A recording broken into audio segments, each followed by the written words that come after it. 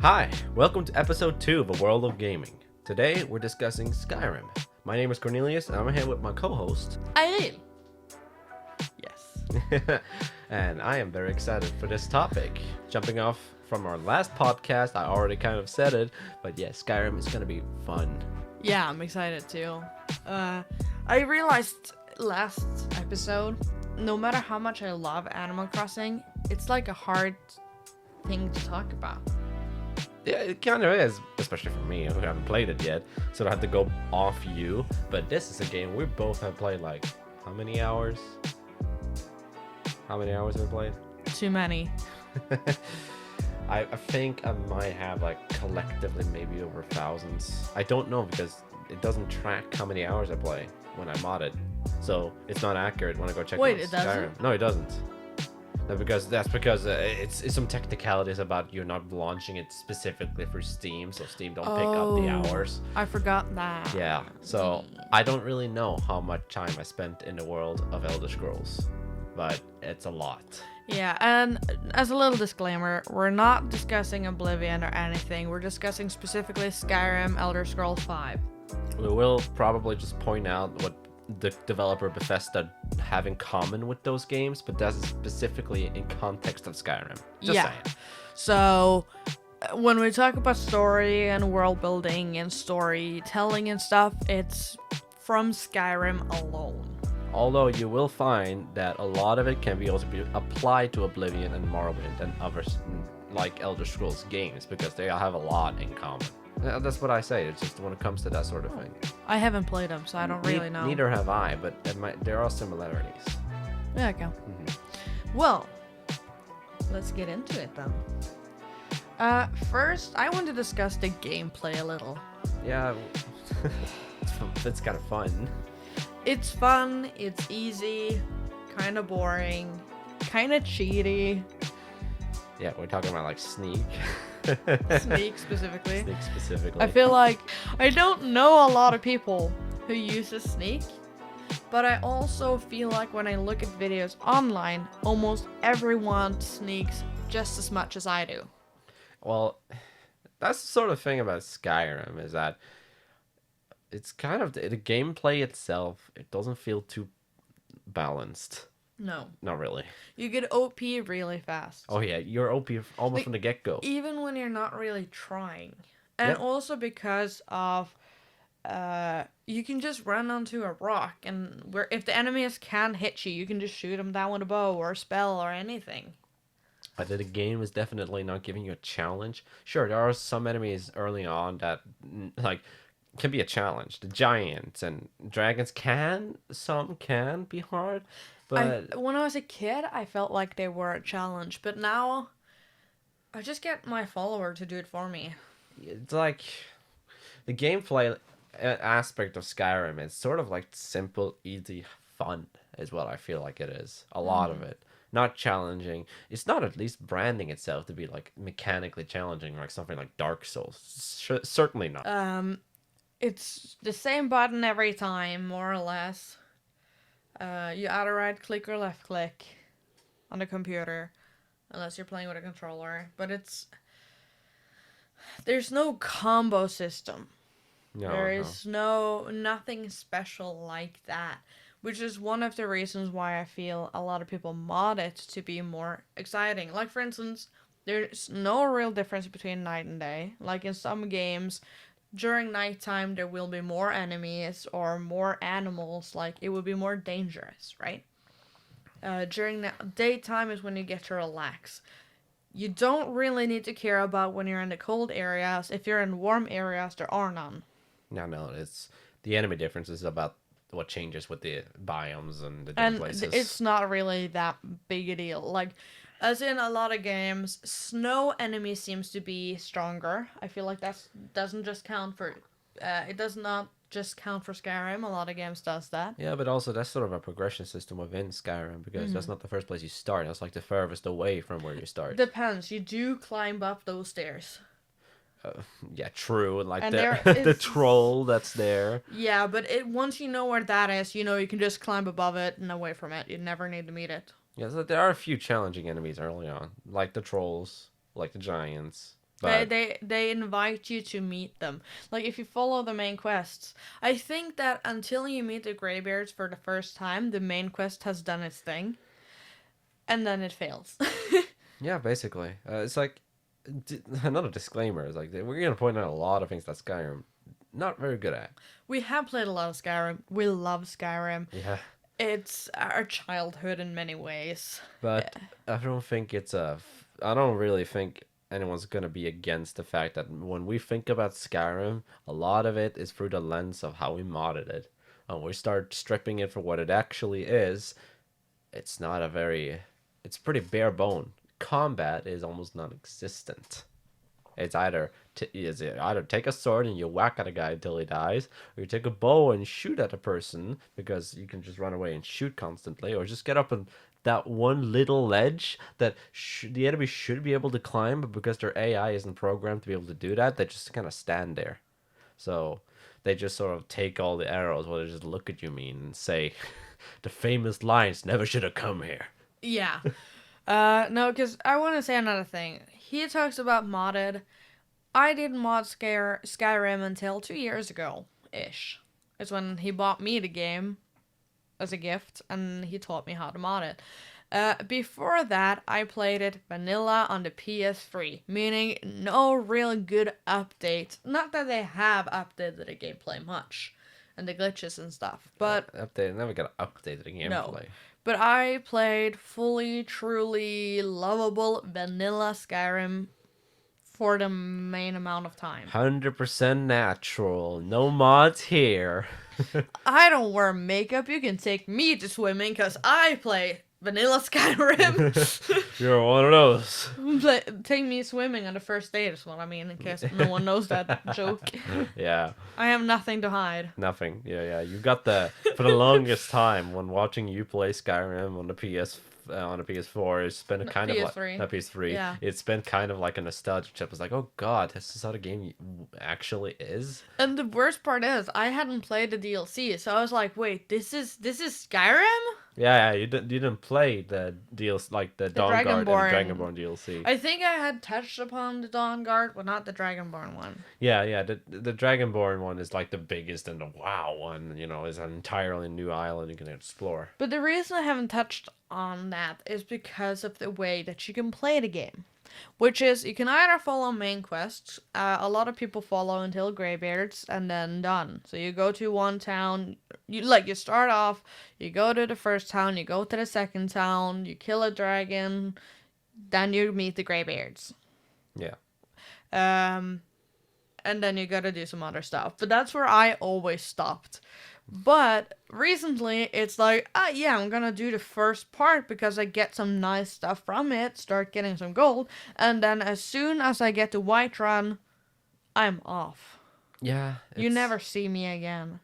Well, that's kind of interesting, It's a game.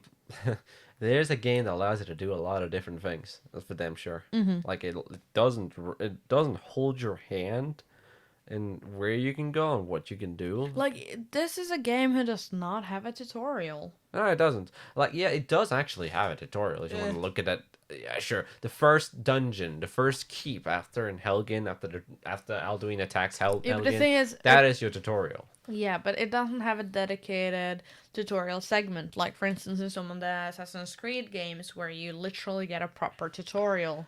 And I think that's good that it doesn't have a dedicated tutorial. Yeah, like, the thing is, you get told to do certain things, but you already kind of understand it, because I think the only thing it tells you is how to get to your inventory, but it will always show press E to do this and that. Yeah. Usually. I think that's a good thing. I actually despise when a game handholds you through it in the beginning. Yeah. Because it's like, I don't think I'm stupid. I can literally just mash all the buttons. Yeah. 90% of the times in those games, I've already figured out how to roll. You don't need to tell me. Yeah. And another thing is that it starts with a story. Yeah, the game. Yeah, the famous Skyrim start. Say it again.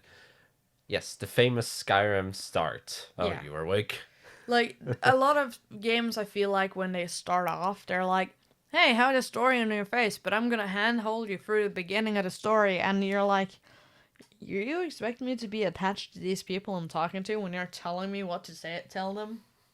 Yeah. Skyrim be like, whoa, you're a prisoner.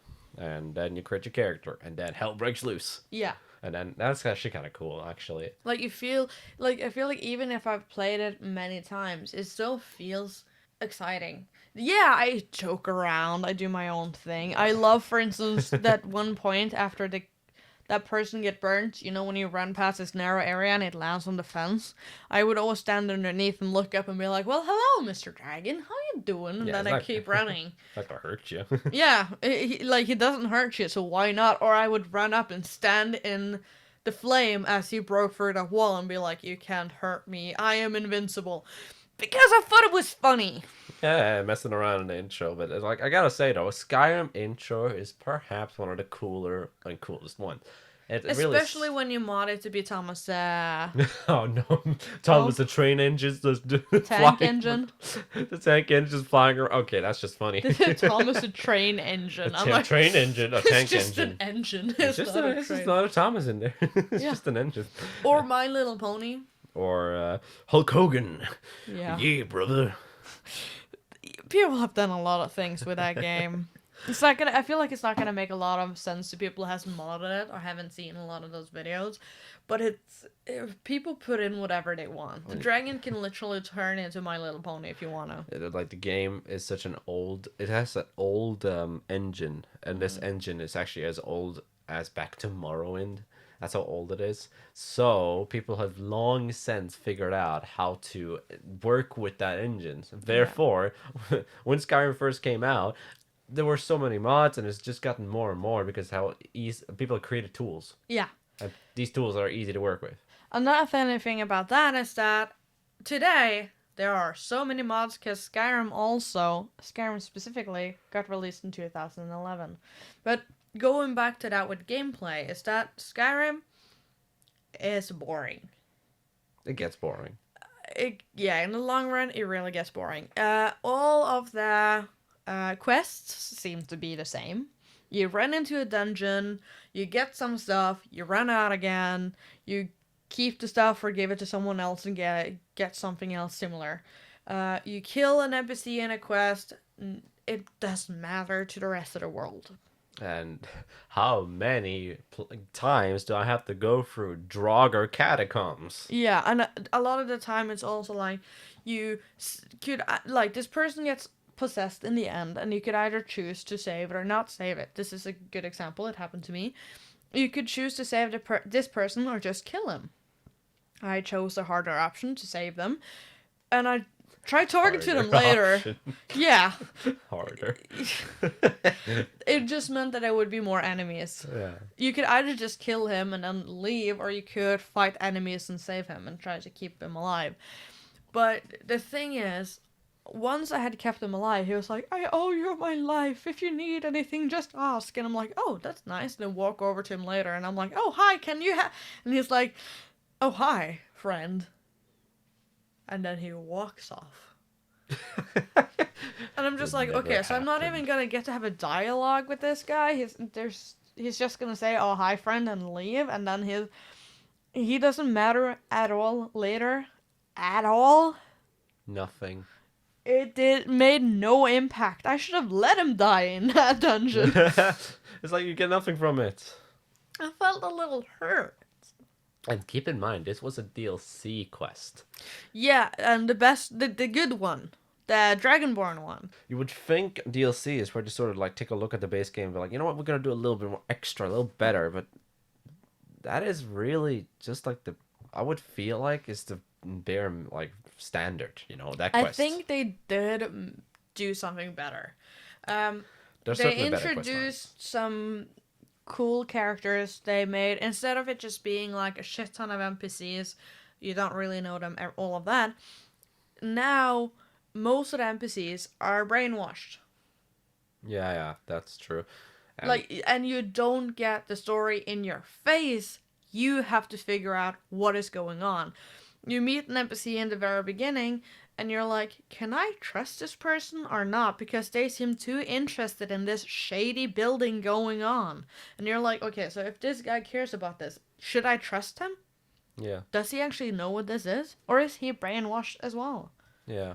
Yeah, it's like the interesting... Like, okay, so what I just like to point out then is, like, Skyrim clearly has its strengths in a couple of quests. You know, they're actually well formulated. It is actually discoverable. You know, it's not like it's been forced down your throat through a messenger or something like that. It's actually something you discover. You're like, oh, this is pretty cool. And it leads to a bigger rabbit hole, and you feel like it's rewarding you.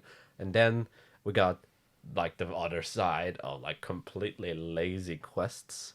There are many of those. Yeah, like Abundance of those. a good example on just a lazy, boring, non-rewarding quest is for anyone who has finished the mages the College of Winterhold. the College of Winterhold quest, where they're like this end goal for you is to find the Staff of Magnus, right?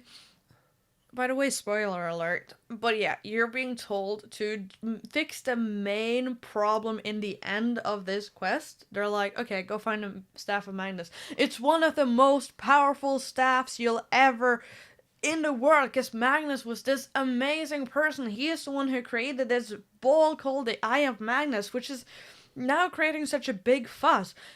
You get the Staff of Magnus throughout several quest things. You use it once. It's useless afterwards. Yeah. It doesn't Oh, even God. damage enemies. It just does a little sparkety spark thing, and you... It's supposed to be unknown magic through arcane knowledge. This thing is supposed to be like, dangerous. beyond any of the mages there. It's this thing no one's barely heard of. And it's being quarantined, and like what it's stopping is being quarantined by some like even bigger, higher order of mages called the Sigig Order. And this thing is supposed to be the only thing that can do anything, and it's just... You use it once. It's like just as strong as any other staff you can get in the game. No, it's actually weaker. It's Like weak- I said, oh, it's you use weaker, it never once. mind. Because I don't know if there was something wrong with my game, but I tried using it more than once because I was like, wait, I can beat this enemy. I have the Staff of Magnus. I use it. Nothing happened. It's it's just a MacGuffin. It's just there to use for a plot point. Yeah. That's it. And that's so annoying because you go through so much to get it. Like, it takes hours to get it, almost. And then it's nothing. It's absolutely nothing. Because there are and you clear out several dungeons to get this one thing. Yeah, and we haven't even talked about the fact that the College of Winterhold questline is also just a glorified fetch quest in succession. So you run to get some books, you come back, then you run to get another thing, you come back, you find some stuff, you run to get another thing, you come back, and then you run to find out who knows about the Staff of Magnus, you come back, and then you get the Staff of Magnus, and you come back, and you're like, okay, so I've been here for like one day, playing fetch with you guys, and you guys are making me the Archmage. Thank you. Also, you're actually... This is also kind of mind-blowing. This questline also makes you go get a freaking Elder Scroll. Isn't that... No. Oh, wait, it isn't? No. No, really? I don't think. Because you are in a room where what is a big capsule thing you need to shoot with ice and fire, you know? What did you get in there? Wasn't that an Elder Scroll? I believe so. You're getting an Elder Scroll of some sort. You know what? I'm gonna check that up right away. Okay, you can check that right away while I talk about and rant about the fact that, yeah, it's a glorified fetch quest for something you feel is very important. And at the very end of this College of Winterhold questline, what do you get? Yeah, you get the Staff of Magnus, which we already established is useless and not different from any other normal staff you can get anywhere else in the world. But also, you get the title of being the Archmage, meaning that you're like the leader of this college now, which gives you, what, a room? Yeah, you get your own bedroom now. Cool, you get some Archmage clothing that is, like, inferior to most things, I guess. It's not really that good gear, and you don't really have incentivized to wear it, and people will kind of refer to you as the Archmage. Is there anything else to do? No. Do you have any responsibilities as being this Archmage, this title of high power? No. Do you actually... Do you actually get regarded around the world as this title? No. It seems it's another... it has something to do with the College of Winterhold, but I didn't see that she got one during the quest. Yeah, well, there's some guy who does something with Elder Scroll. At least... Yeah, but I think that's on the side of the main Winterhold quest. Oh, okay. Well, never mind then. Well, anyways, what I just said is like you get to get the staff of Magnus, you get the clothing, get a room, and a title as an archmage. All of these things are really lackluster for this long of a quest line. And first off, things you put in this room might disappear because you haven't bought this as a house. Oh yeah, that's a developer fault, gameplay fault. The chest in that room isn't considered player owned, so put things in it. You walk out of the Winterhold for a little while, come back, it's all gone. Yeah, so for anyone playing, don't do that. Don't do it. It's actually a fucking scam. Yeah, and another annoying thing about this, which I find kind of funny though, is that, or first off, you don't even need magic. Cast this one spell and you never need magic again. You need like a very... Okay, so I can actually... Like, I saw a video of a guy completing the thing without using any magic. There is like a few points where you actually have to. But one it's like, or two only. But, like I think it's like 4 or 5 times where you're actually forced to use magic. Oh, I thought it was just 1 or 2. No, it's just, it's like 4 or 5 times. Okay, it's just a few times. This is like an hour-long quest thing of running back and forth through different like dungeons and whatnot. Yeah. And but the funny thing is, I barely use magic myself. I mostly use the bow and sneak, right? And then I send my follower at them. But the funny thing about that is that then they make me the archmage. The thing is, I haven't even been in the winter in the college for a week. I've just been doing these quests, and it's not even been an in-game week yet. And they're like, okay, you did this amazing thing, we're gonna make you the archmage, and I'm just like, I just want to learn some magic, and I never returned. Yeah, like that's another dumb thing is that like it isn't really that smart to reward the player with such a title because the player don't really want to feel bound down anywhere necessarily. In that sort of way, it's just sort of want to move on with your life, and the game obviously doesn't bound you down in that place. Yeah. But then everything kind of feels unreal. Yeah, and the other funny thing is that the clothes you get as an archmage, you can't give it to your follower because they're not the archmage. You can put it in your home. Don't put it in that chest. But another thing is, you can gain armor from a different dungeon that enemies have been wearing that is better for magic than the one you get finishing all of those quests. Yeah, again, it's quite irrelevant, just like the Staff of Magnus. It's like it's a reward doesn't really qualify, like the amount of work you've done to get this reward, it's stupid. Yeah. It doesn't work. And I feel like this is a prime example of a lot of the Skyrim quests. Another good one is the werewolf one. Oh, you mean the Ring of Her sign? Yeah, and you're like, oh, I'm gonna do this thing for this guy because I'm gonna help him, and then you have to kill him. And if you don't, you get a ring, but if you're not a werewolf, you don't need it. So I think he dies anyways. He dies anyways, and I guess if you kill him, you get this cool armor thing, and you get a ring, but if you're not a werewolf, it doesn't matter. Yeah, like, it's kind of a reward for this. I do like that armor, though. Savior's hide. I use that a lot. Yeah, that's a good, I gotta say, it's a good reward for the quest if you choose the right option. But if you choose the wrong option and you're not a werewolf yourself, that is kind of a useless item.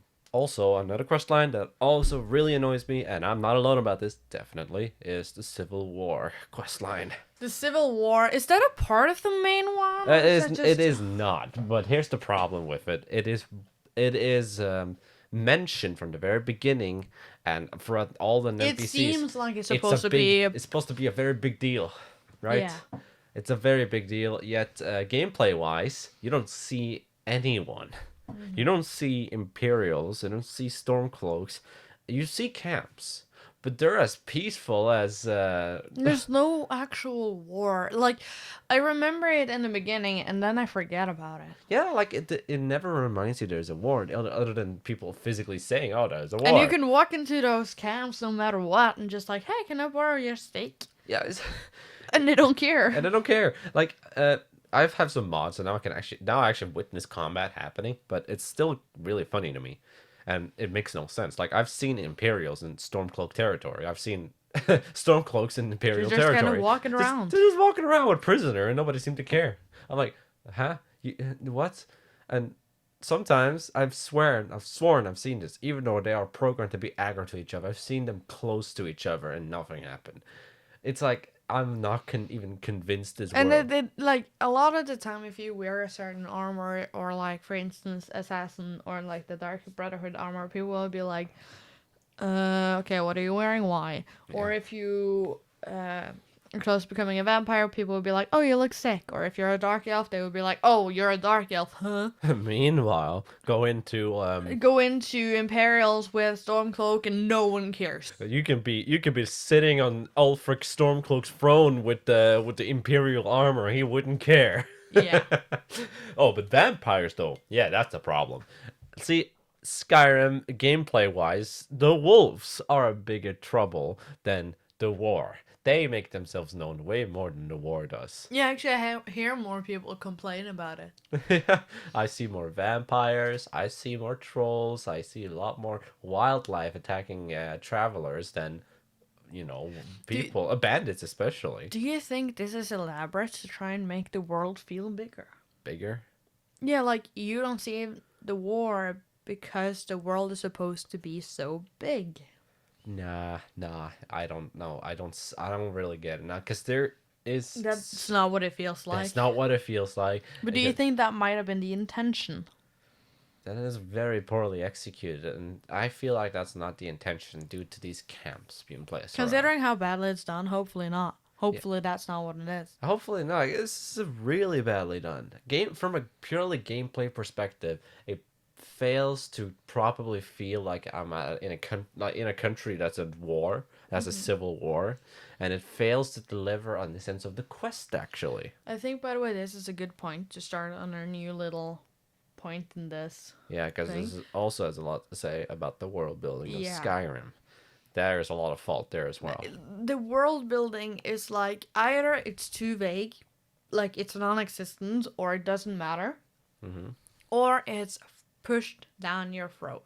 Yeah, that's definitely. And also when it comes to world building, visual-wise, when you play Breath of the Wild, you come out of the little thingy. Yeah. You walk onto the top of like this little hill. You're on top of the plateau, and you're looking out on the landscape. This is in many games. You're looking out on the landscape, and you get to see things in the distance, places you want to go. Breath of the Wild, really good at this. A lot of games that's not even open world has the ability to, for instance, more story-based games, you get to sit down on, for instance, a bench, and you get to see the view, the world you're in. Skyrim, you see the same point of view at all times, and it's boring. It's the same thing over and over and over again. There are certain few kind of beautiful foresty areas, but it's nothing too special. Yeah, and like the Skyrim isn't really that hidden of a gem either, because it's like the forests aren't that different. It's still just forest and some rocks and wolves, saber cats, bears. So choose your poison. Yeah. And there's an occasional Spriggan and maybe a bandit or vampire every now and then. It's like, okay. And I feel like, yeah, they do set you in this time and era. That's all well and good. But when another thing is, you do understand where you're supposed to be. You understand what type of world this is. You get this world has a lot of poverty, a lot of problems. There are a lot of things going on, right? Yeah. You know that this is not the best country or land and all of that. And like the funny thing is what I mentioned earlier about the fact I feel like it's the same time every time you'd walk into a forest in the wilderness. Keep in mind, Skyrim has like 343 marked off areas on the map. There should be a lot of different things, yet I feel like most of it are the same. Yeah, it's a lot of the smaller cities are the same. A lot of the bigger cities, they're slightly different, but you find the same thing in them, right? For instance, you don't have to travel to specifically one of them to find a certain building. You might have to find certain NPCs, but not certain buildings or shops. There's not certain things that it doesn't force you to travel the earth or travel the world. The only time it does is for those quests that you could just find them on your way anyways. Yeah, that's true. And like it's forcing you to travel in a boring way. yeah, but this is still like gameplay aspect of the game. I'm thinking like for the sake of like world building. Yeah, I was about to say one more thing about that with the city. Yeah, sure. Go ahead. The NPCs. Yeah, NPCs. Yeah. You know what era and stuff you're supposed to be in. They're all kind of assholes, and if they're not assholes, they're just kind of lost. Yeah. And if not, they're just really skeptical to you and everything. Yeah. Like, okay, name an NPC with a good personality. Nazim. Ever go to the Cloud District very often? Oh, who am I kidding? Of course you don't. Best personality. 10 out of 10 would kill. And there's one more. Was that a little kid? No. I hate him too. No. Okay. Majik the Liar. Maik. Maik is tired now. You can go. Yeah. And there's a lot of, like, possible hidden secrets and stuff behind him. But it's nothing thrown in your face in that way. Yeah, but that's what you would want. No, but it's so hidden you don't even think about it. It's just like, why is this guy Maik the Liar walking around here? Anyways, I'm off. Yeah, but yeah. Well, I feel like Maik is like an example of what Skyrim should be doing more of, and that's just like maybe maybe not. I feel like the world is sort of throwing things in your face. Mm-hmm. You know, here it is. Here's what that. This is this. This is that. The world are never telling you through the world design itself what something is. Breath of the Wild does this to a great effect, because you can get an outline of the plot through the characters, and then they sort of brief you a little bit, right? You kind of need that. You can't just be thrown into a world like Minecraft, because then you can't have a story. You know, it's hard to have a story then. However, Skyrim really does ham feed you all the information you want and more, you know? And Breath of the Wild is like, yeah, this is the outline. You're free to go. Yeah, go that direction because that's recommended, but you don't have to, and that's already very well established before we even just played the game, because the developers really overstated that fact. Like I feel like I saw a video on that, and I was like, wait, okay, I missed this whole story completely. I didn't even know there was anything behind him. To me, he was just this lost guy saying he was a liar who wasn't. He was saying he wasn't a liar, but his name said something else. Yeah, but here's the problem with that is why you ignored it. It's because Skyrim got you into the habit that it would tell you for you. Yeah. If this was anything, it would have shoved it down my throat. Yes. Because that is what they're doing. That's what they've been doing the whole game.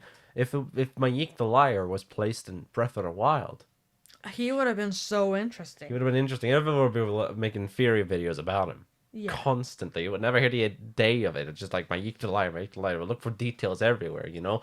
And then find like smaller hints. Yeah.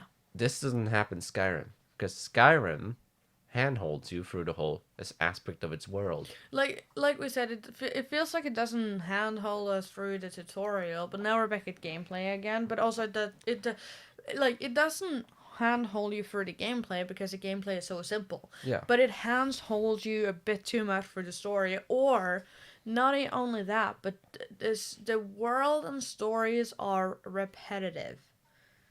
Yeah. Like, it doesn't... like you get this huge story about, okay, so there are racism happening, and you do see some of it, and if you play a certain races, you feel some of it, like you get to hear some of it, but it doesn't impact enough. No, you don't see it. You get told by it. Someone tells you. You don't see it. Yeah. And that's a problem, and that really ruins what world building is supposed to do, the immersion of the world. It don't sell you. Yeah, like I wish that if you chose, for instance, if you were a dark elf, I wish that when you walked to this one city Windhelm. Windhelm, I wish that there were certain quests you wouldn't be allowed to do because you were a dark elf. Because it would really push in your face that this place is really racist. Yeah, or at least you would experience some form of discrimination if this is supposedly be a very strong like world aspect of the world, Yeah, I'm not saying racism is a good thing, but I'm saying that if a game is supposed to say that this thing is happening and this is a big part of the world, I wish that it showed more to it. Maybe not stop you completely from a quest, but for instance, make the Jarl more skeptical, you know? Or in other thing, you see a lot of other games do it in a way that people, like, if you're supposed to be a minority in games and they want to show that there are racism in this game and prove a point about it, someone throws something after them. Yeah. And you feel, when you are playing that character, you feel like immersed in that. You feel sorry for the people who's being discriminated. Actually, there is a game. I'll come back to that when I remember. Dreamfall Chapters. Oh yeah, Dreamfall Chapters. Yeah, they do this pretty well. Yeah, it is a story-based game, but it sort of sells you on the world, you know. Yeah. So what Dreamfall does is that it you get to this one world where there are like humans and then human-like animals. Yeah. And they're magical and the humans are not, if I remember correctly. And you get to know this little kid. And a lot of things are happening. There's a little war happening within here. Suddenly you can't enter any part of the city that were for like the animals and stuff. If you hear a little tap tap, it's her dog. She's just want to be a part of this. But yeah, at some point in the story, what happens is that this part of the city that belongs to the animal magical people, it gets locked down because it gets attacked. And throughout this, you've gotten to know this little kid, who first off is a little annoying. He follows you around. The main character doesn't want him, but they create this bond, and you really care for him. And then during one of the cutscenes, he gets kidnapped. And you really get this, I am so mad at the fact that they don't like these people. This kid is cute. You get to know the magical creatures and the magical people there. And you're like, you get so immersed with that you actually get angry at the enemy. Because the enemy in this are the one being racist. They are the skeptical. They are the people who are discriminating. Yeah. And you actually start to hate them. True, yeah. Skyrim doesn't do this. But it's like Skyrim is trying it's a mouthful. Like I feel like it's trying to tackle too much at once. Yeah, it has a civil war. It has a racism thing. It has the dragon. The College of Winterhold, the Bard's College, the Dark Brotherhood quest line. It also have the issues of the Reach and the where the Forsworn the thieves and the Thieves Guild and every part of Skyrim has its own problem while they're trying to focus on all the other problems at the same time. It's like you heard about the World Builders disease. Mm-hmm. Yeah, you know, it's like when you get too stuck doing too much of the world because you're just trying to make everything in detail. Well, Skyrim kind of experienced like the opposite of that. It's like everything is really shallow, you know. And Dreamfall Chapters is a story-based game, so it has the advantage that I get to focus on one story. It's not open world. It's not open world, and Skyrim can't do that for every city. But then take it like, for instance, Breath of the Wild has done it. Here you have the difference between the Sheikah and the Yiga. Yeah. And what's interesting here is that the Yigas used to be Sheikah. So Sheikah are these really like high advanced technical people, ninja-like people. They know like a type of magic type of ninja thing. And then they have their technical stuff. In Breath of the Wild, what happened was that the weapons that I had created to stop Ganon, the main villain, turned against them because the villain used them. And so all of the people there turned on the Sheikas. They said, okay, it's your guys' fault, we don't like you. Some of them just took a step back and started hiding, while others took the villain's side and became Yigas. And what's interesting is that you don't only see that in the fact that the Yiga and Sheikah is still around, but you see it in, for instance, paintings on the story map thingy in a cutscene. They tell you about it slightly. You hear it in what they're saying. You can see it when you go to the Yiga hideout, what's going on. Like, you get the sense of... You kind of understand what has happened. They're wearing the same emblem, but upside down. It's super obvious, but it's not shoving it in your face. Like, I actually didn't catch the fact that the Highlands had turned on the Sheikah, and that's why the Yiga came around. I didn't really understand that until I searched for it. Until you find it, because part of the why Skyrim don't feel immersive is because it is not using the art of subtexting in their world building. Because it's like the ancient saying of show not tell. You need to show us how the world is. Not gonna have all the NPCs have the only purpose being telling us about it. In Breath of the Wild, what you were just describing, all of that information can be deduced from a mural. A mural that shows just a picture of, like a mural of like old drawing style of people running away from some authority, and you can easily just piece together the evidence and how some of the NPCs were talking about it, not directly, but just mentioning about it, about how Yiga is like a branch. And then you get to find out later this happened because of they've been subjugated, and some either just went to seclusion or became Yiga. That is something the world didn't tell you. That is something we figured out by subtexts. Yeah, we were wanting to do a episode on Breath of the Wild, and that's how we figured it out. Like, we knew about it, but that's how we properly figured it out.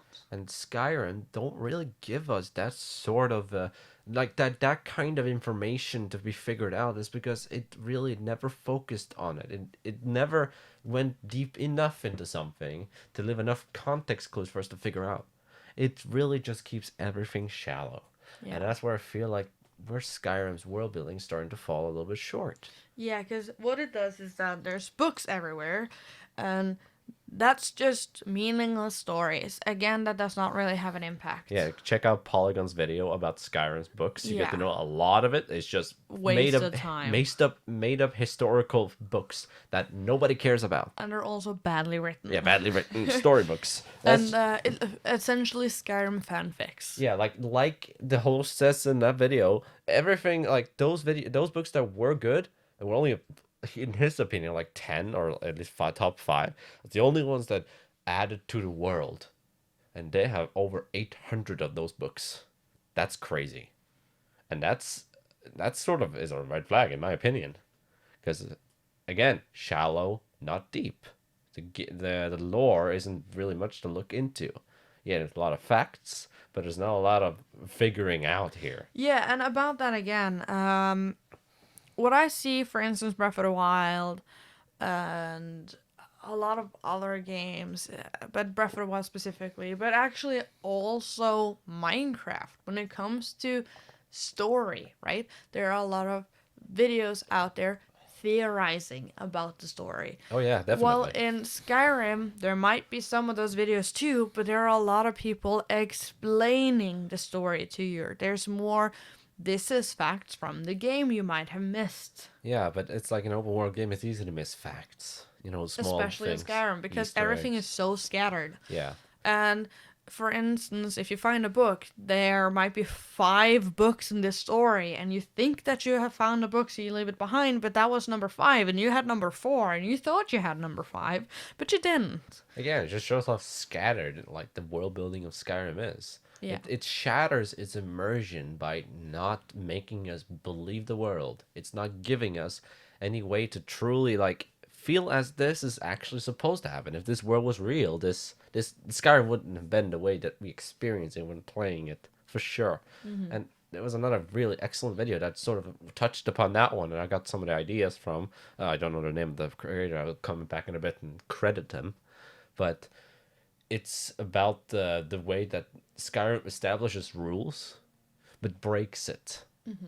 and that shatters our immersion. It makes us feel like we're playing a video game. We're not in a world. We're just in a video game, and Breath of the Wild doesn't do this. it makes me immersed in the world. It makes me feel like I'm in a apocalyptic world that has once is a shell of its former self. And sure, it's not like all the NPCs are all talking deep or has deep stories, but I do feel that I'm treading in a world that used to exist. Not once have I felt like Breath of the Wild has broke that immersion. Everything makes sense. You know, civilization is primitive at the moment because that's as much as people have gotten far in just 100 years, ever since Calamity Ganon destroyed everything.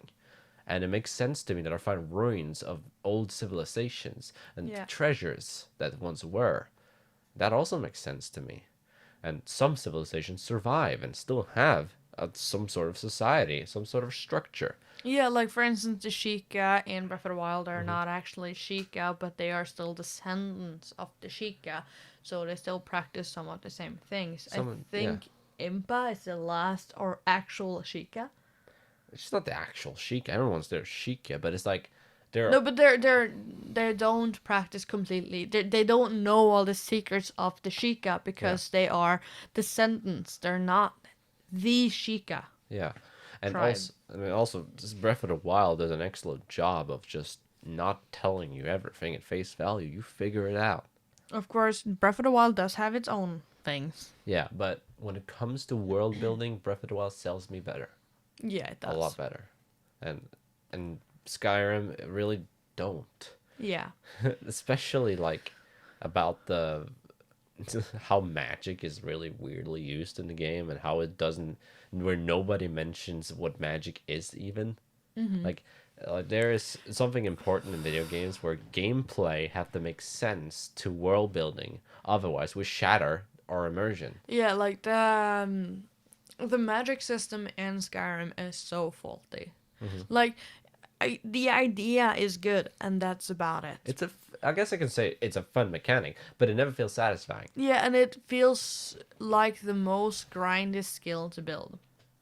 And another thing about it is that it doesn't make sense story-wise that you walk in here and you try to get into the College of Winterhold, going back to that one a bit. So you want to get in there, you want to become a mage, and they're like, we only accept strong mages. So, you have to cast this one spell. You have to conjure a fire blight. It's a fire... A fire Atronak. Fire blight. I am still on Breath of the Wild. Games. Atronak is a Atronak, yeah. Word. Sorry. Yeah. And she's like, but if you don't know the spell, I got the book for you. Yeah. And you're just there like, well, okay, I'll buy this book off you. Thank you so much. And you're like, oh no, I don't have enough magic. But wait, I did pick up this one ring and this one armor thingy because I stole it in the beginning of the game. Yeah. Oh, now I suddenly have that magicka because these were enchanted. Through it, first magic spell, and I'm in the college. Woo! And it doesn't make sense.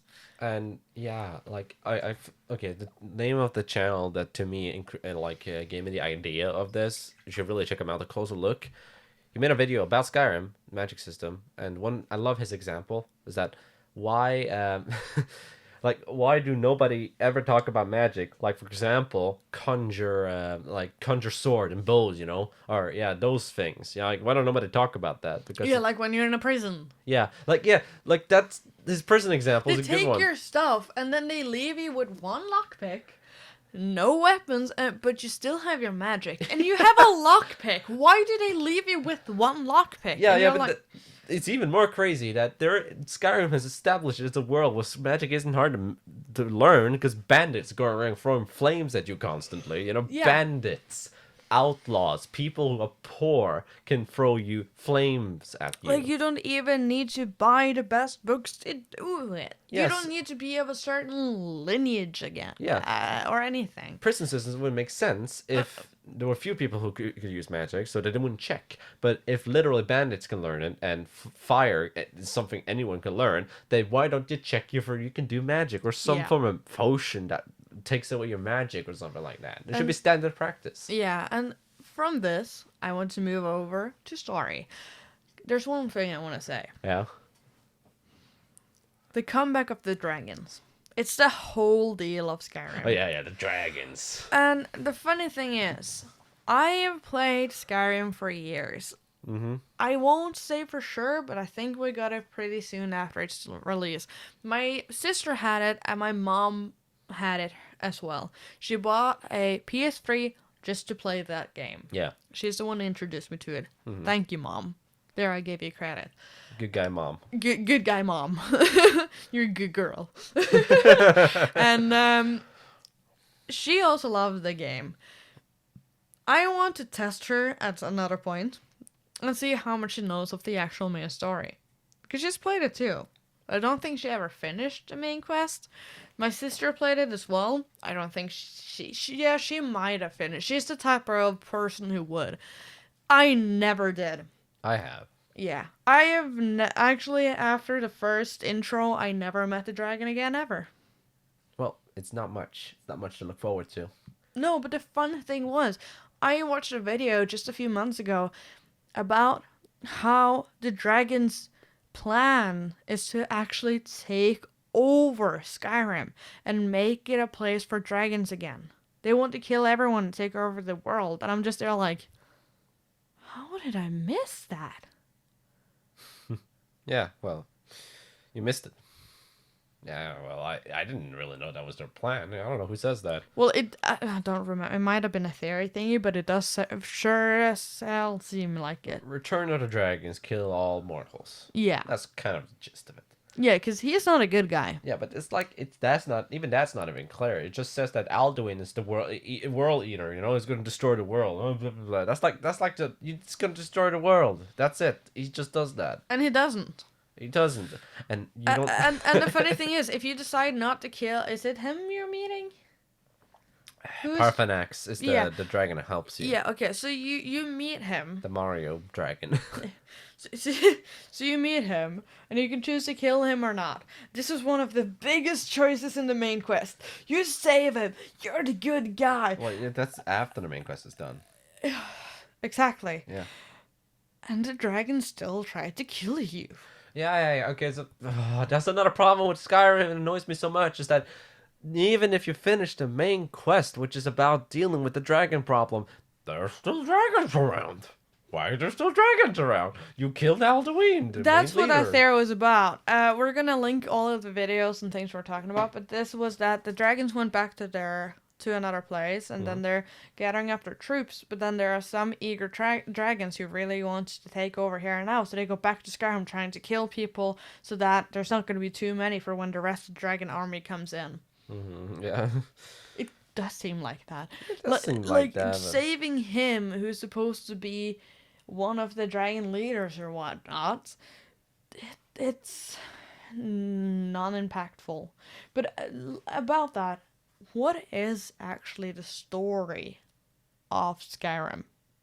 The main quest? You asking me? What's the story? The story is like, okay, let me just like run you through the whole thing. I was like, okay, yeah, sure, you're a Dragonborn. Oh wait, you find out you're the Dragonborn because you go to Whiterun.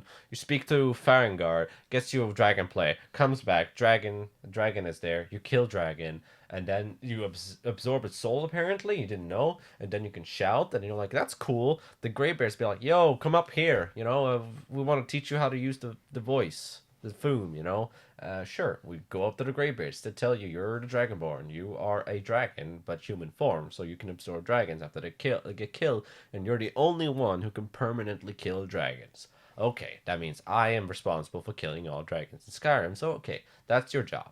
So they make you go do some trivial things like getting some sort of horn, and then you find out it's been stolen. You get in contact with another group of people who wants to kill dragons, the Blades. They yada yada yada. You talk to them.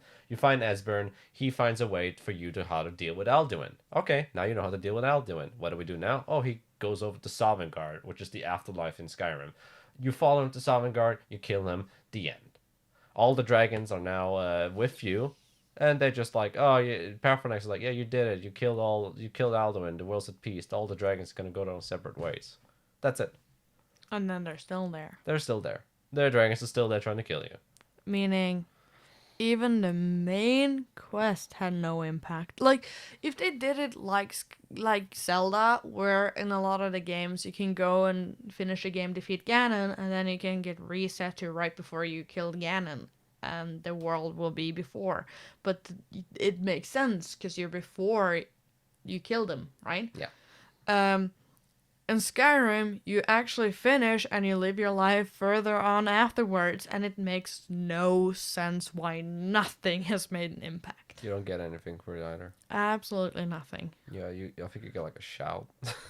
Shitty shout. That's what you get. You can call like a hero from Sovngarde. That's about it. You can do some things with the blades afterwards, and then they also tell you to kill Parthenax, which makes no goddamn sense because he has only been good to you, and he's a vital key to you succeeding in the main quest line. But isn't he actually like an asshole? No, he's never been an asshole. No. Why does people not like him then? Parthenax? Yeah. No, people like Parthenax. Oh, I feel like everyone's like, I don't like that one video is the only video I ever saw that came with somewhat of a good reason to kill him. Everyone else want to keep him alive because he's proven nothing but being useful, being good, and actually shows to be a redeemed person. And sure, he once killed people, but he became better. Yeah. So it's like everyone can sort of sympathize with him too. It's like, oh, he used to be bad, now he got good, and he's he get good kid get good. And at no point, like, there's no story after where there's no story about him betraying you either. It's like betraying you. So when he's not betraying you either. So when Esbern, another guy who is don't get betrayed. Don't get betrayed. And when Esbern tells you, or no, it was Astrid, one of those two other important NPCs you talk to throughout the main quest line, tells you he's a potential danger. He must be killed for the crimes he once did. All you feel is like, why should we care? He's been only good so far. I realized one place where Skyrim gives you is impactful. When a glitch makes you unable to continue a quest, or when you accidentally kill one of the vital NPCs that you're not supposed to kill, that's not supposed to be killed, but somehow you still manage to because of another quest, and you can never finish main quest. Yay! It doesn't tell you. Yay! Nothing hints towards it. Very impactful. And the impact that it has is that you can complete the main quest, but the main quest had no impact anyways. The root of the problem with Skyrim, I believe, is simply because, one, it doesn't reward you gameplay wise for all the things you do. Two, the world doesn't change when you do great big changes to the world. And three, it establishes rules to be broken constantly. Yeah. And that's a big problem. I can never feel like when I use magic in Skyrim that I am part of the world. I feel like a god. I don't feel that whenever I can be the leader of the College of Winterhold, slain Alduin, the World Eater, be the one who killed the Emperor of the Empire. No one knows your name, though. Yeah. But I can kill the Emperor of the Empire, and I can also be the harbinger of the companions and be a werewolf. I can also be the one that stopped the vampires from darkening the world. Oh, by the way, if you don't do that, it doesn't happen. It doesn't happen. And what changes? Absolutely nothing changes. Nothing. You have no impact. That's annoying. Close to none. Close to none. Some people will start referring to you differently. Some. But that's a funny thing as well, because a game that's, for instance, like Infamous, right? Just saving a person or killing a person who you're finding, there might mean no one around you, but if you find a hurt person on the street, you can choose to either kill them or save them. So you can gain their power or kill them. No, or save them, sorry. And if you save them, you get something good on your good barometer. Or bad. Red Dead Redemption does the same thing. If you help people out, even just a random NPC, you get a good point. And if you're not, you get a bad point. And what is funny to me about this is that in Skyrim, it doesn't matter. It doesn't matter. And most of the time, if you do something wrong in a town, you can talk your way out of it or pay your way out of it. And if you get caught, you die and then a glitch might happen. Like, it's not really that hard to do either, honestly. Like, at least there's one thing that kind of changed a little bit, but not really, is the quest in Morphall where you stop the nightmares and people stop complaining about it, I guess. Yeah, And but some people become more active. You can get access to some shops, but Breath of the Wild was good in one sense, is that you defeating a divine beast actually meant both societal and geographical yeah, changes. a good example is with the Soras. Yeah. People are mistrusting you until you fix it, and they're like, "Oh wait, you're actually a good guy. Yeah, You and the didn't world like and me if I die." entire region is in Yeah. constant storm and rain. Or in Infamous, people start cheering on you. People make art. If you're a bad guy, they make bad art or bad guy art. If you're a good guy, they put like a you're a hero on the wall and Yeah. they cheer for you and they clap when you run by. And in Red Dead Redemption, random people says, "Hi mate," instead of "What are you doing here?" Mm-hmm. You know, you get recognition for your choices throughout the games. In Skyrim, they make it seem like that's gonna happen, and then it doesn't. No. Like, the few times people actually say, "Oh, are you the Dragonborn?" or "Oh, are you that Dragonian I've heard of?" You feel so special because it happens so rarely. Yeah, like NPCs can occasionally recognize you as a title. Yeah, and usually it's because of a quest. Yeah, and does it give you any favors? No, Mm-hmm. none at all. You can be like the archmage of the College of Winterhold and go to Farengard, who is just a regular wizard of the Jarl, and be like, yeah, I still have to pay that amount for a fire spell. Yeah. and And and you're asking me, the archmage, of paying for a fire spell, the easiest spell to do, huh? yeah, exactly. And another funny thing is that I want to point out when it comes to quest and recognition and stuff, the only recognition you really get is from some of the Jarls, but also through just random junk mail. Yeah. Skyrim is the master of random junk mail. You'll just get like, "Hey, I heard you did something good. Meet up at this place and I have a reward for you." And you're just like, this sounds so sketchy. Reminds me of that time I got like a letter of condolence from a Jarl where one a bandit was killed and it gave me his inheritance. Yeah. That was a glitch, but it was so funny. Oh god. It makes no sense a lot of the time. It's another issue of too shallow, too stretching itself too thin, and like it's an ocean that Skyrim's like a huge ocean that's a shallow as a pond. That's how it feels. Yeah, no, a puddle. A puddle, as deep as a puddle. Like it's one of those puddles that you think is not that deep, and then you step in it, and it's slightly deeper than you thought. That's what I feel like. Okay, that's what I feel like games like Breath of the Wild and Death Stranding is like. You know, Death Stranding as well is a game that is very open world, yes, but it's very They've done it so well. the closer looks at it again, like the game is so Hideo Kojima is the guy who made it is so good at keeping himself from ham-fisting information down your throat about the world.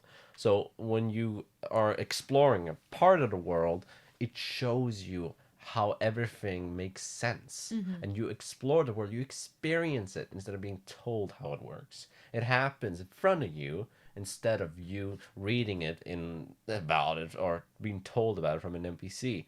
And Yeah. that's what makes you invested in the world. Well, the other thing is, you're in that game a character who kind of knows the world already, so they don't have to put like in Skyrim you have amnesia and everyone has to learn you everything up again about the world. In Death but Stranding, you actually- should have known already. Yeah, you yeah. are already known. People like, "Oh, you're that guy." Yeah, you're that guy. Yeah, you know? and the story feels more there, and then they talk a bit about the nostalgia of the past.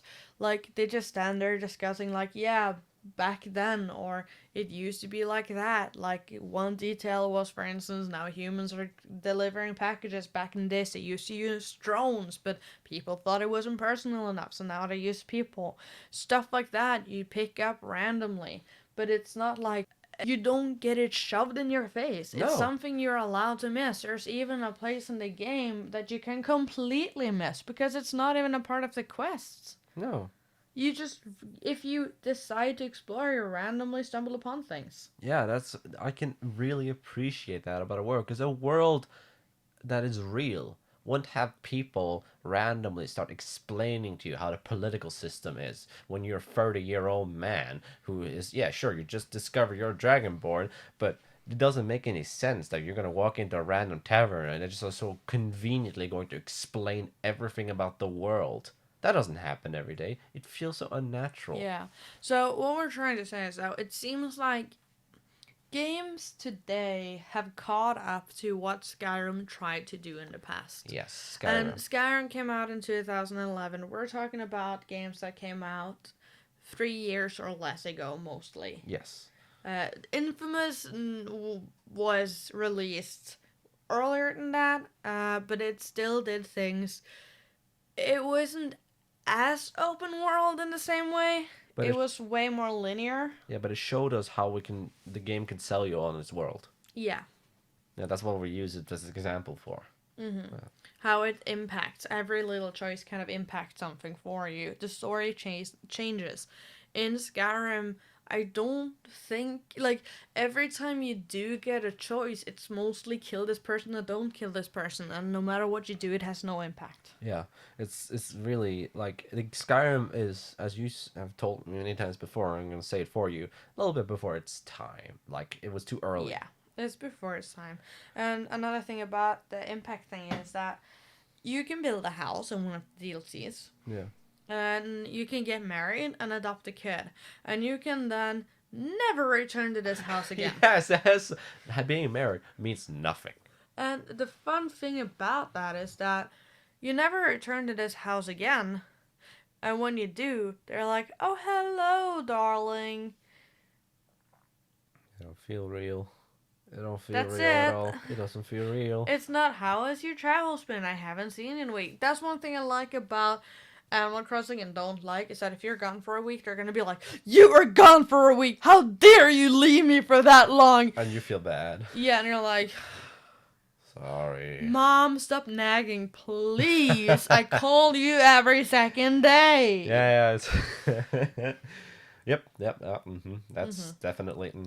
Yeah. Yeah, you can be married to anyone in Skyrim, and they're just gonna be a soulless robot that just watches over your household doing nothing. Yeah. It would be fun coming home one day and you just see a little care package, neatly ribboned and little cookies inside. That'd be cute. That'd be perfect food for you. Or them being like, oh, I haven't seen you in days. How have your travels been? Yeah, even something simple as that would be fine. Skyrim can count days. They've shown it in the Dragon Ball DLC. Let them do that too. Like, they don't count real-time days, but in-game days is what I'm talking about. It's like, where Skyrim is headed, if it had been developed longer, is where I would like open worlds to be, but they approached it way too it's drastic and way too bold way, I'll say. They tried doing all at once. Yeah, it's a game that's trying to be a linear, free-feeling, open-world, quest-based game. Oh yeah, I have a perfect analogy. Like, Skyrim is like when you're a kid and you get told by your parents to clean your room, you would just shove it into like cupboards and stuff. Not organized. You would just get it out of visual. Yeah, and then you're trying to find all your things again. And then it all gets mess. Breath of the Wild is like, in contrast, it's like when you clean like specific things and you make throw out what you don't need. You throw out what you don't need, and you just have specific things in a very minimalistic way, and you're making sure there's proper system in those very small but specific things. It's like you're putting these things well organized. You don't have much. You barely have much, because Breath of the Wild don't have much, but those things it does have is well done. Yeah. And then you build that way. And one thing that I'm noticing a lot about, for instance, Breath of the Wild, and also a bit about Red Dead Redemption, is that in those games, you do talk to story-based NPCs in Red Dead Redemption more, but you hardly talk to any person in Breath of the Wild. The map is smaller than Skyrim's. Yeah, it is. But it feels bigger because things are more scattered and people don't talk to you unless you talk to them. Yeah. you know? Because you're kind of a nobody. Yeah, Skyrim has tried to make it feel big and at the same time busy. They don't let us feel the vastness of the country because you'll always see something. There will always be a bandit around the corner, and it will always be repetitive of the same thing over and over again. Yeah, it's as if Skyrim is really trying to distract you from its very lackluster world. Mm-hmm. Meanwhile, Breath of the Wild makes no distractions for how empty the world is. Because it's supposed to be It's empty. supposed to be empty, but those things you do find, they're good. What I wish Skyrim had done was to be a bit smaller. Like, the game, a lot of things would make so much more sense if the map was just a tiny bit smaller. And just as busy. Just as busy, and also just like I would say remove a lot of things, and it's just like there's so many quests that you don't need, and then just fix the ones that's there. Yeah. Yeah. You can meet just as many people because then the world would be smaller. Mm-hmm. But this in Skyrim, you can walk to this deserted mountaintop in the middle of nowhere, and you're like, oh, okay, there's a bandit camp up here. Yeah, but then every other mountaintop is like, man, that's about it. And every mine is occupied by bandits and not miners most of the time. Yeah. Like, the thing is, what I feel like, especially with the bandits, what I feel like they should do with the bandits is that they should have placed them close to roads but a bit off, because it would make sense, because bandits a lot of the time stop people walking back and forth, travelers, and steal their stuff. Yeah, you feel like bandits' sole reason is there to fuck your day up, not but now travelers. But the bandits in Skyrim seems like poor survivors. They're finding any place to stay. Like, there's not a main area for a bandit and then they have posts around. But there are no bandits in in Breath of the Wild. No, in Skyrim. Oh, in Skyrim, yeah, you mentioned Breath of the Wild. Oh, I got confused. Skyrim. Yeah, okay, Skyrim, yeah. Yeah, there are no, there are kind of bandits with the ego. There are bandit camps that's actually placed on roads. In Skyrim? In Skyrim. Yeah, some. But what I'm talking about is where I mostly meet bandits is in abandoned mines. Yeah, abandoned mines. And abandoned... There are more of those, yes. Yeah, and abandoned dungeons. Yes, abandoned dungeons, abandoned mines, way off the sides. They're usually just sort of, I feel like they're just placed in the way of you specifically. Like, who else would delve into this Draugr dungeon or this Dwemer dungeon? Obviously you. Why are bandits here? Yeah. And what I found really funny is that almost every dungeon in Skyrim has some person, traveler, explorer, mage, bandit who has tried to get through it before you. Died. Yeah, and it's like they're trying to push into your face that, hey, you're stronger than these people. And you're just like, you've shown me in all the other ones. Why can't I just be a good explorer and find something no one else has seen before? There's always someone who tells you kind of where to go, or who's dying outside, or who has died inside and you're getting their journal, or meet their ghost. Mm-hmm. There's not a lot of things happening. Not really, no.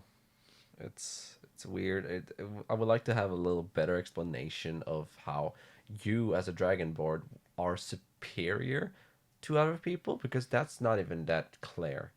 It's like, yeah, you can absorb dragon souls, and in-game gameplay wise, yeah, that makes you stronger, but it's like nobody acknowledges you as stronger. Yeah. Because you can still be approached by a thief while you're wearing full Daedric, the top tier armor, the strongest sets of armor you can have, looking intimidating, and a thief in ragged clothes with a little iron dagger goes up to you in the road and be like, hand of all your valuables or you'll be gutted like a fish. And you're just sitting there with 3 companions, your horse full of gear, with a legendary item. You'll be like, oh no, don't steal from me.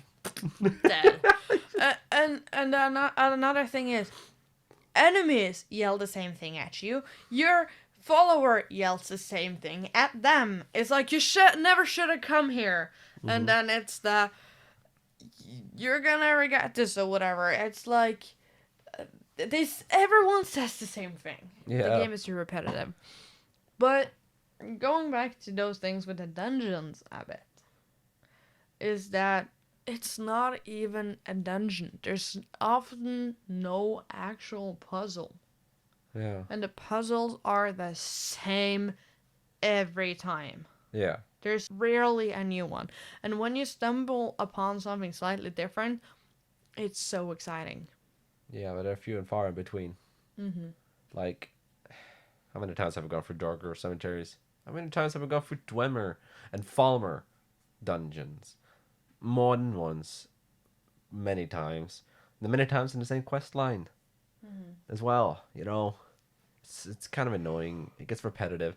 The only dungeon, the only place I really, really enjoyed, actually two, I should say two, and three, actually three. What? Apocrypha, Dragonborn. Mm-hmm.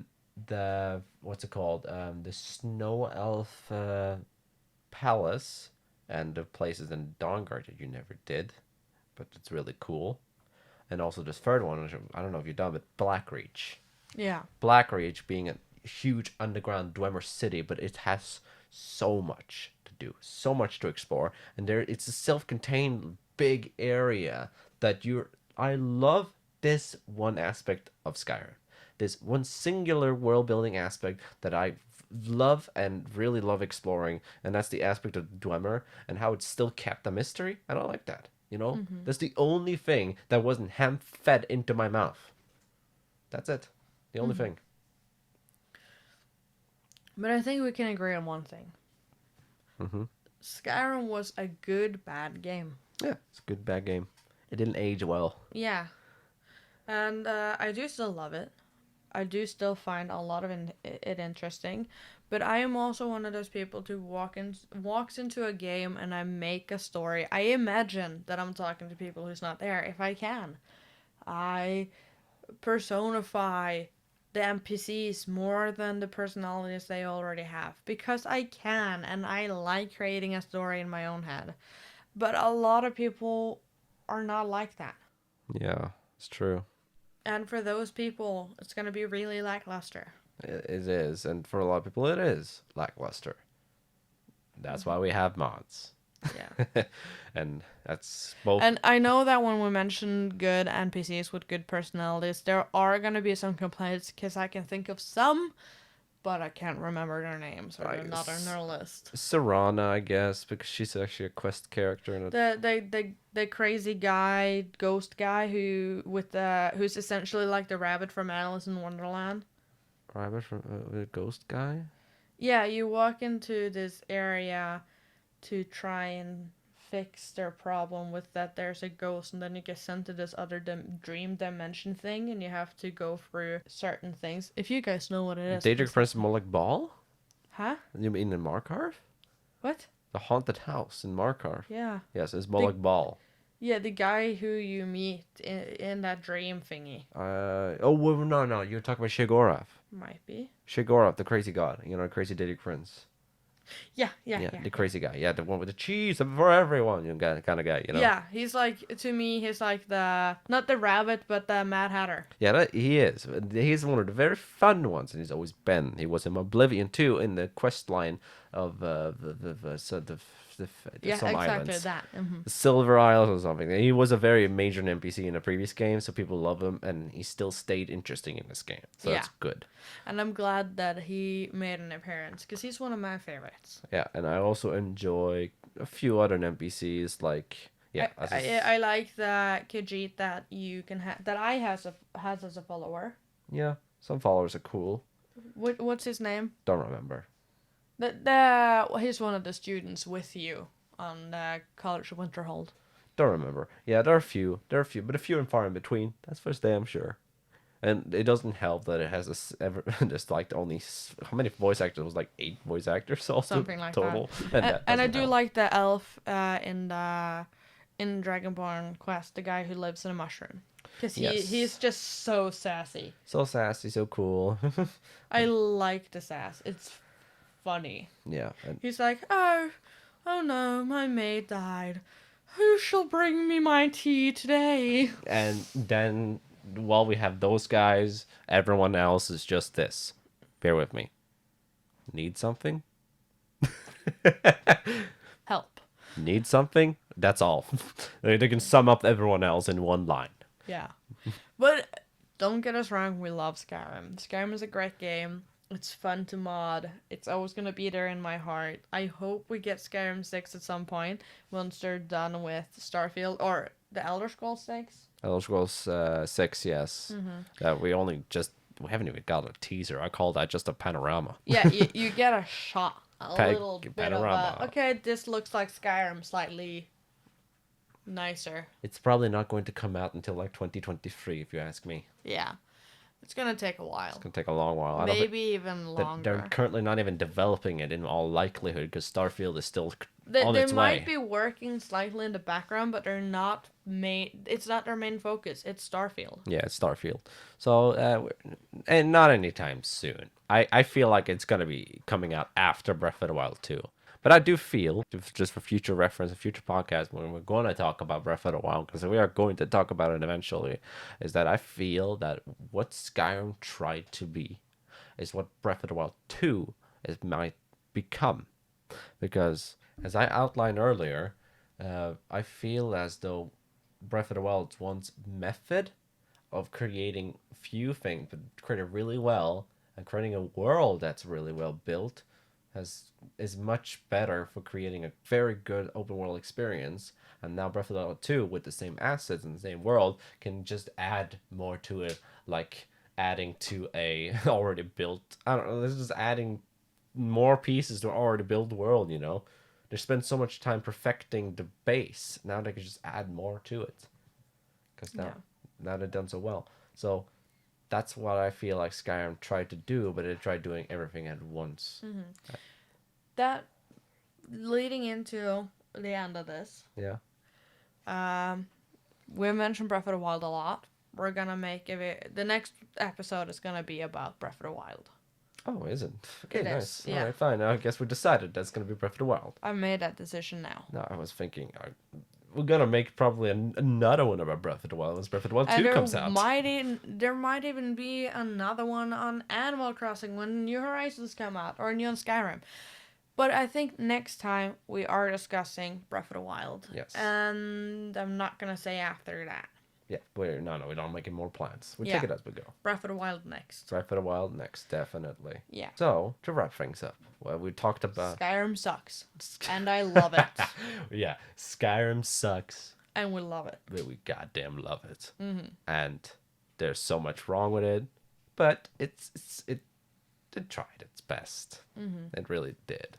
It's a good shitty game. It's a good shitty game, man. It's like the slightly the failed first attempts. It's like it's a failed first attempt. That's what I feel like it is. It really just is. It's like our first episode in the podcast. Failed first attempt. Yeah, first failed attempt. Yeah. No, our failed first attempt. Yeah. Failed attempt. Failed first attempt. Yeah, I got you. Maybe it is kind of both though. It's kind of both. Yeah. So, just remember, you just fix it with mods, and we can just all love Skyrim, and it doesn't suck anymore. Next episode, we mod ourselves. Modifications. Human modifications. Yes. There are a lot of other things that I would want to point out about Skyrim, so don't be surprised if we do make another podcast on it. Other than that, we still want a lot of suggestions if you guys have any. We want to thank you so much for listening. Yes. You guys who are friends who has been listening to the first one, I thank you guys so much. You guys are awesome. And to anyone who's new here who doesn't know us, thank you as well. Anyone who's coming from my stream, thank you as well. You guys are cool. All awesome. Yeah, everyone here is awesome. Just not you, Connie. No. You're not awesome. You're not part of this gang. No, I am super awesome. I am awesome sauce. You're just awesome. I'm sauce. I am awesome. You are sauce. Yes. Wanna be the sauce to my awesome? Yes. And the obligatory plugins here, you know, please subscribe if you're interested in hearing more from us. And if you want to see our future contents, please check out some other videos if you so wish. If you like this, we have an episode 1, it's episode 2. if you want to hear more from us individually as creators, you can go follow us on Twitter. Like we have our own Twitter for this podcast. We have an individual Twitters you can also follow. As she just said, Ariel, you have a Twitch channel. You stream games. You're playing many different kind of games. Usually there are new ones that's coming out. Yeah. And just there's tune in. Everything between Minecraft. There's been a lot of Minecraft recently. I want to do more focus on indie games, more focus on story-based games and kind of calm, nice games, but also I would love suggestions for that as well. But we can take that if when that day comes. Yeah, when that day comes. Go check out my Twitch and you might be invited to my Discord channel. Yes, that Maybe. too. Maybe. Hum. Yes. And if people want us to start a Discord channel for this podcast, we are considering. Tell us if that would be a fun thing. We take it if there's a need. Mm-hmm. Yeah. Maybe Yeah. later. Maybe. Probably later. Probably Most later. likely later. All right. So, thanks for listening. And I like to do my new catchphrase of ending these podcasts. In World of Gaming, there's a lot to discover. Yes. Please subscribe, leave a like, ring the bell, mandatory YouTube things. I feel awkward saying it because I'm thinking of all the cringy YouTube. But I get it. I get it now. But yeah, thanks again. Thanks again. See you later. Bye.